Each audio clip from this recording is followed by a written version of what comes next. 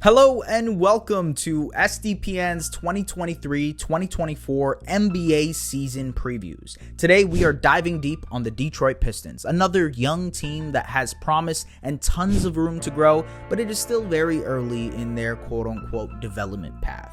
Can this Pistons team turn heads this season and make some noise finally?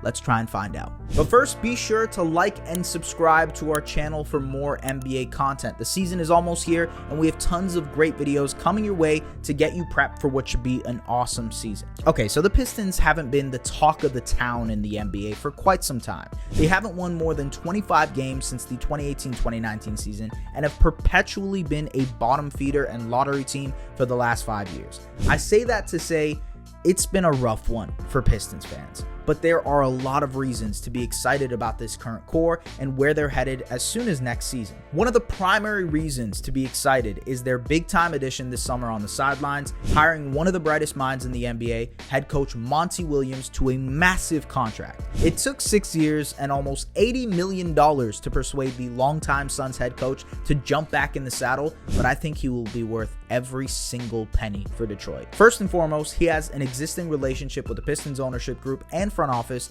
and that will help keep expectations aligned so that Monty can get the most out of his team. Second, Coach Williams has been known in the past to be a great development coach, not only in terms of developing players on the court, but in creating a sort of camaraderie and revitalizing a franchise by injecting energy into it. Monty turned a 19-win Suns team to a 34-win team in his first season as coach, and then continued to lead them to 3 straight playoff runs and 1 finals run, the first for the franchise since 1993. He preaches accountability and consistency, and that's going to be huge for one of the youngest teams in the NBA with a bright young core. And maybe most importantly, his system on the court is going to inject some much needed life into this Pistons offense. Known as the 0.5 offensive system, Monty's ideology is common amongst the NBA, but he allows teams to thrive in it, especially if he gets buy-in from his younger players. The main idea is this: you have 0.5 seconds to decide whether you are going to shoot, pass, or attack the basket. The scheme is meant to breed player and ball movement, and that will help a Pistons team that was 28th in offensive efficiency last season find some sort of identity on that end.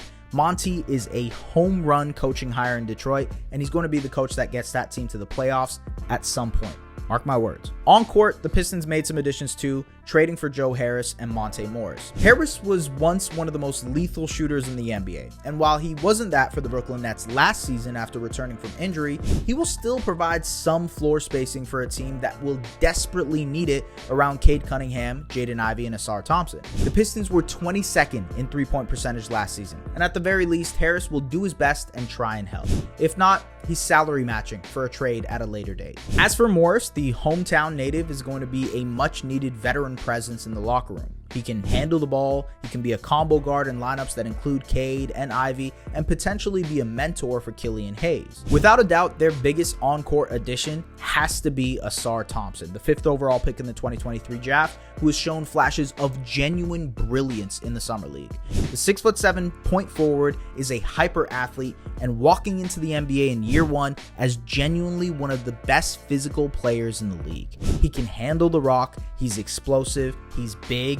and he's unbelievably poised for his age. He projects to be a plus defender almost immediately in the NBA, just because of his physical tools. He can guard multiple positions, and the Pistons have been desperately searching for a player like this on the wings for quite some time now. Much like his twin brother, Ausar's main skill is in his playmaking, and that can allow Cade and Ivy to play off of the ball more and allow Thompson to be the main facilitator. I personally think he will start, and while he's a rookie that will make mistakes, I think his sheer size, athleticism, and physicality is going to improve their defense immediately. As for the player to watch, however, it has to be third-year guard, former number 1 overall pick, Cade Cunningham. He played in just 12 games last season after undergoing surgery on his shin, and it was unfortunate because Pistons fans didn't get time to see Ivy and Cunningham together for an extended period. The results in the 12 games they did play together weren't necessarily great. The Pistons were a -9 with both on the floor, but still, for a developing team, they didn't get the opportunity to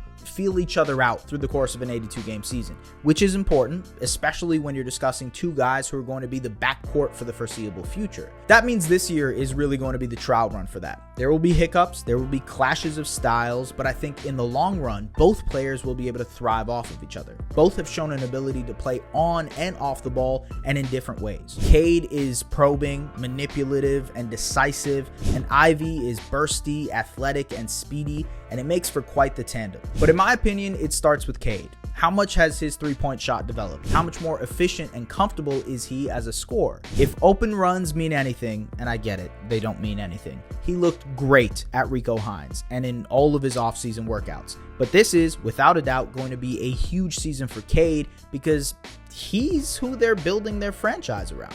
It'll also be interesting to see how the Pistons divvy up ball handling duties between Cade, Ivy, Ausar, Morris, and Hayes, all guys who are best with the ball in their hands. Coach Williams' 0.5 seconds approach will be able to get everybody their touches they need, but how do you maximize everyone offensively? That could potentially be a trickier question. And how do you maximize spacing around Cade, Ivy, and Ausar, three guys who are not adept shooters at the pro level by any means? On top of that, the Pistons have a busy front court between Isaiah Stewart, Marvin Bagley, Jalen Duren, and James Wiseman. How do they facilitate growth and development for all of those guys, especially Duren, who is definitely the most intriguing and best prospect out of the bunch? My gut reaction is that to start the year, they will start Cade, Ivy, Ausar, Bojan Bogdanovic, and Duren just to see how it goes and how they would do spacing wise. Stewart, who just inked an extension this summer, has slowly been developing an outside shot, and maybe that helps them stagger their bigs a little bit more. But the biggest factor for the Pistons will definitely be how they are able to maximize development in the front court and in the back court with log jams at both positions. Most sportsbooks have the Pistons at 27.5 wins, and while that technically would put them over the barrier of 25, which they seemingly haven't been able to pass in 5 seasons, I think they actually crack 30 wins this year. There are still going to be growing pains. They will still have nights where their young players will be learning, but I think they have a lot of young talent, and that can help them cross the threshold, especially if Cade is healthy. The goal for the Pistons this season should just be ensuring that what they have going for them works. Can Cade and Ivy coexist? What does Duren grow into? And how good can Ausar really be? These are the questions Pistons fans will try to answer all season. But what do you think? How will the Pistons do? Let us know in the comments, and as always, don't forget to like, comment, and subscribe to the channel for more NBA content. We'll see you later.